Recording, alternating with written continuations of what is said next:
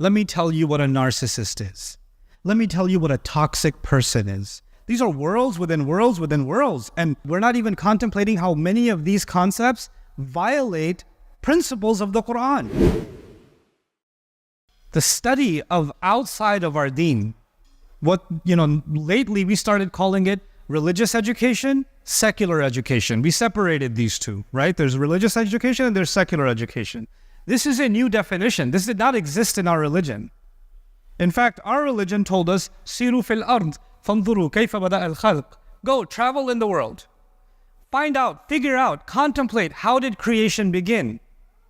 How did they learn about the fossils? Learn about the ruins. Find these skeletal structures. Go, find out how creation began. فَانْظُرُوا كَيْفَ بَدَأَ الْخَلْقِ. This is Allah Azza wa Jal telling the believer not to close their eyes and keep the outside world outside because it will ruin your faith. Other religions, I don't have to name any of them, but other religions, they would basically tell people, don't learn anything from the outside. It will corrupt your faith. It will make you start having doubts. If you want to preserve your faith, stay within this protected circle. Only listen to these people, and if you listen to them, your iman will be protected. The devil will not get to you. But the Quran came and it acknowledged that Allah gave the human being such a more powerful tool than anything else, the human mind, the human heart, the soul. And it's supposed to arrive at the truth by engaging with exploration. And the more you explore, not you become more doubtful, the more you explore, the more convinced you become. It's the opposite. We were supposed to be a people of exploration. That's what we were supposed to be. But there's a dark side to exploration. Science can be a spiritual experience. It can be. I've met people that have studied philosophy and history, and that became a spiritual experience that led them back to Islam. It can be. But science, let's take science for an example. Science by itself is blind. Science has no conscience. Science is not about good or evil. It's just observation. When somebody's studying chemistry, there are not salih chemicals and, fasid chemicals. There's just chemicals.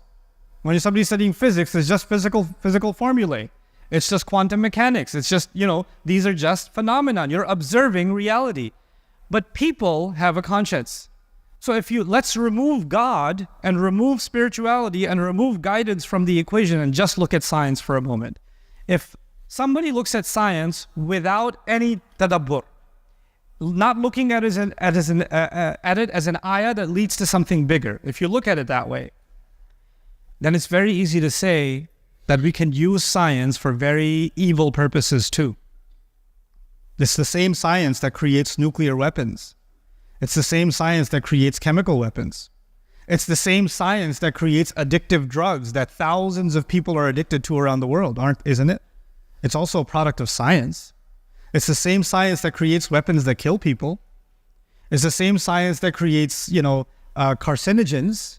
It's the same science that people use to manufacture synthetic food that they know can cause all kinds of health issues, but it makes them a lot of money. It's scientists that are doing a lot of scientific study to produce what's being produced. And science is all around us. The Quran is simply telling us something. It's telling us that when you look at if you study and explore science, but you are seeking purpose, then you will find it. But if you remove purpose from the equation, then you can turn that into anything. And in fact, that's even true of the Quran. Wild enough. If somebody comes to the Quran and they are not seeking purpose, they're just curious, but they're not seeking purpose, they can very well find misguidance from this book. Allah Himself says, يُضِلُّ بِهِ كَثِيرًا وَيَهْدِي بِهِ كَثِيرًا وَمَا يُضِلُّ بِهِ إِلَّا الْفَاسِقِينَ. Even the Quran, you cannot get guidance from it if you don't come with the right mindset. I know very, very well-educated professors, PhDs in the study of the Quran that are non-Muslim. I know them. They've been studying the Quran for 25, 30 years. They know more Quran than most Muslims. They know more Arabic and more classical tafsir than most Muslims, but they're not Muslim. They'll go to a conference, they'll discuss a surah for 5 hours and discuss every ayah and discuss the mufassirun, and then their lunch break, they're going to go have a champagne. That's normal for them. because they don't come to the Quran for guidance. The same way, you don't have to study the science or study science for purpose. The same way, that even applies to the word of Allah. But I wanted to turn this conversation briefly towards something else. I wanted to turn it towards a new science that took hold of the world in the last 100 to 150 years, and that's the science of psychology. Before psychology, when a human being experienced difficulty emotionally, they went through a tough experience, or they wanted to overcome their sadness and their grief, for example, right? They would turn towards religion before psychology. Or they would turn towards philosophy, because philosophy asked the question, what is pain? Why is there suffering in the world? What is this world all about, right? Philosophers try to answer this question. So this doesn't matter what religion, people turn towards religion to answer their questions of the things that were troubling them in their heart. But then philosophy and even the spiritual study of psychology, spirituality, they basically got replaced slowly with this new thing we now call psychology. And a psychology is an attempt to understand ourselves, understand our deepest thoughts, understand our subconscious, understand our emotions, understand other people's behavior, our own behavior, right? You people go to a therapist and say, why do I get so angry all the time? Why can't I stop crying? Why do people treat me this way? Etc., etc. And, I'm a student of psychology myself, and I can tell you, it's a very elaborate science. It's an exhaustive study. It's not just one subject. It's actually multiple departments: social psychology, personality psychology, abnormal psychology. People have dedicated entire academic careers to exploring more and more areas of psychology. All of it, by the way, is connected to something in the Quran. Allah said, "Sadurihim ayatina fil afaqi wa fi anfusihim." We'll show them our ayat inside themselves. And what is psychology doing? It's an exploration of the self. That's what it is. But it fundamentally removes God from the equation. Now, like I said, science without purpose can give you chemical weapons, can give you addictive drugs. Psychology with the removal of purpose, removal of Allah from the equation, what does it give you? Something has to be there that is the ultimate truth.